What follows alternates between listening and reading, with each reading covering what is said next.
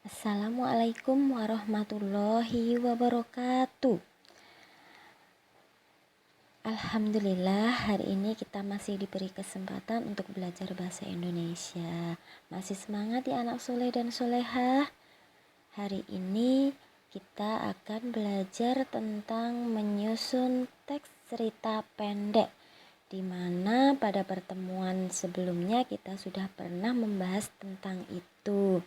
Nah, sekarang masih ingat ya tentang cerita pendek? Apa itu cerita pendek?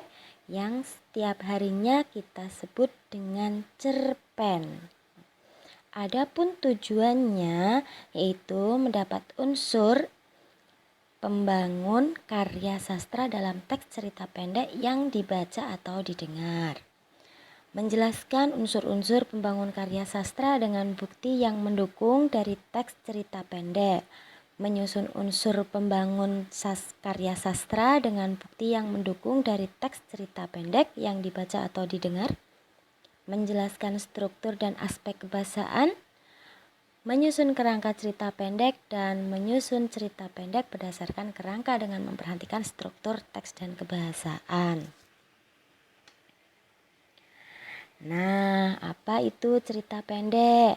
Cerita pendek biasa disebut dengan cerpen, yaitu karya sastra yang memaparkan kisah atau cerita mengenai manusia beserta seluk-beluknya, letak tulisan pendek dan singkat. Biasanya ini hanya beberapa halaman saja ya. Nah, kita masuk ke ciri-ciri teks cerita pendek. Ciri-ciri teks cerita pendek antara lain tulisannya singkat, padat, dan jelas. Tidak lebih dari 10.000 kata. Kemudian menceritakan kehidupan sehari-hari dari tokoh. Habis dibaca, sekali duduk. Ya, jadi habis dibaca sekali duduk ini, ketika kalian duduk sebentar, bacaan cerpennya sudah selesai. Kemudian masalah yang diperlihatkan masalah pokok saja. Pokok penokohannya sederhana dan tidak terlalu mendalam. Memberikan kesan mendalam bagi pembacanya. Kemudian alurnya tunggal dan lurus. Jadi alurnya itu hanya satu, alur maju atau mundur.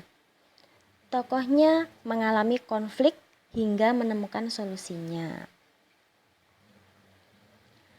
Kemudian kita masuk ke unsur-unsur pembangun karya sastra. Unsur pembangun karya sastra di sini ada unsur intrinsik ya, yang disebut dengan unsur pembangun. Unsur dari dalam ya. Itu ada tema. Tema itu apa? Tema itu adalah suatu pokok permasalahan yang mendasari sebuah cerita. Kemudian ada latar atau plot ya, jalannya cerita. Urutan cerita biasanya terjalin atas urutan waktu serta kejadian atau hubungan dari sebab akibat ya. Latar ini jalan ceritanya menggunakan jalan ceritanya seperti apa. Tuh. Kemudian penokohan atau perwatakan merupakan penjelasan watak atau sifat para tokoh yang terdapat dalam cerita ya. Penokohan ini biasanya menggunakan antagonis, protagonis, tritagonis itu. Ya, adapun perwatakan atau karakteristiknya, dia menggunakan watak yang seperti apa? Baikkah, jahatkah, atau bahkan menggunakan perwatakan ganda. Kemudian ada latar. Apa itu latar? Latar yaitu merupakan tempat, waktu, dan suasana terjadinya peristiwa atau cerita. Kemudian yang berikutnya adalah sudut pandang. Merupakan cara bercerita atau cara pandang pengarang dalam mengisahkan peristiwa dan cerita. Ya, ini di sini sudut pandang banyak sekali ya. Ada sudut pandang orang pertama dan sudut pandang orang ketiga. Bahkan ada lagi disebut dengan sudut pandang campuran. Sudut pandang orang pertama yaitu bisa dibagi menjadi dua, sudut pandang orang pertama pelaku utama dan sudut pandang orang pertama pelaku sampingan ya. Biasanya yang menggunakan aku, saya gitu. Dan kemudian ada sudut pandang orang ketiga. Sudut pandang orang ketiga dibagi menjadi dua juga.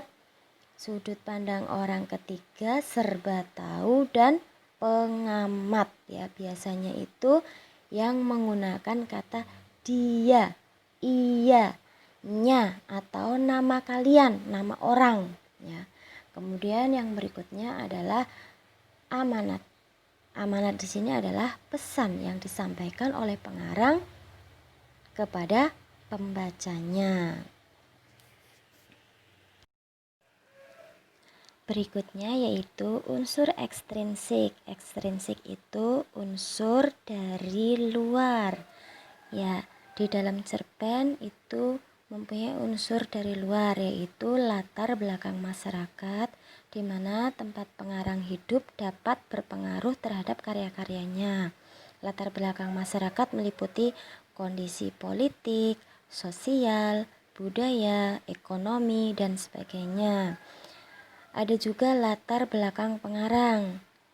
Bisa jadi pengalaman hidupnya, pendidikan, kejiwaan atau psikisnya, dan aliran sastra yang dianutnya.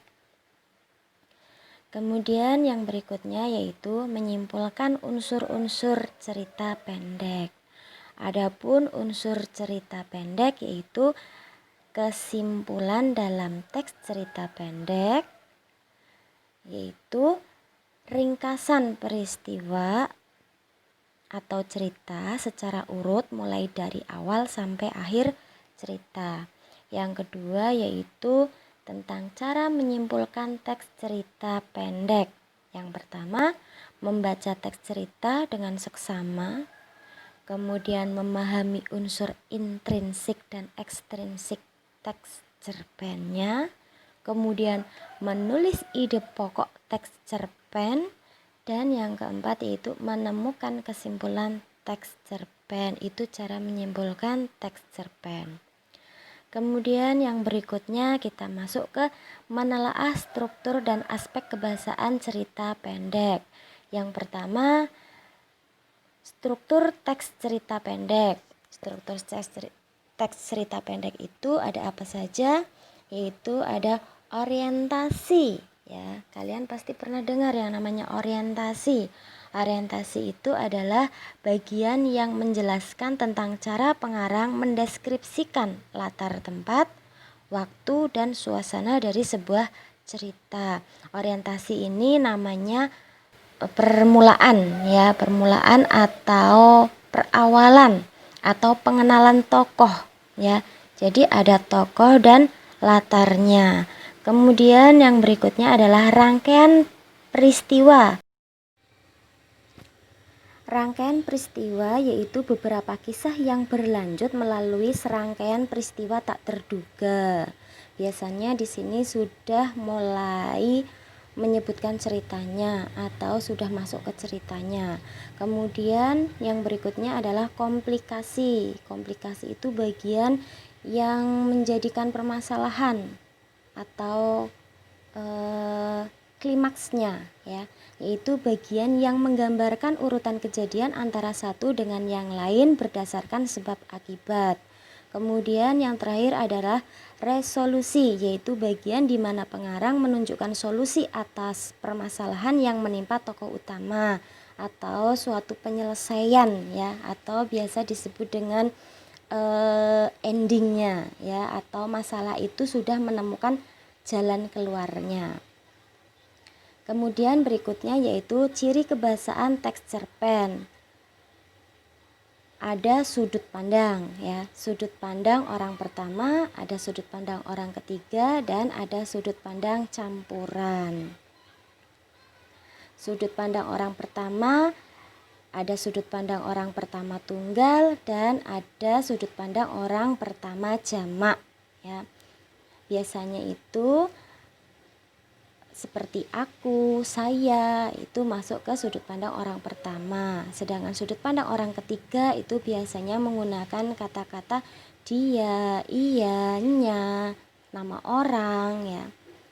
Kemudian kalau untuk sudut pandang campuran yaitu biasanya menggunakan gabungan antara sudut pandang orang pertama dan ketiga. Berikutnya itu penggunaan dialog yang menunjukkan waktu kini dan lampau. Kemudian penggunaan kata benda khusus, misalnya penggunaan kata jangkrik, kata cicak ya dibandingkan dengan hewan.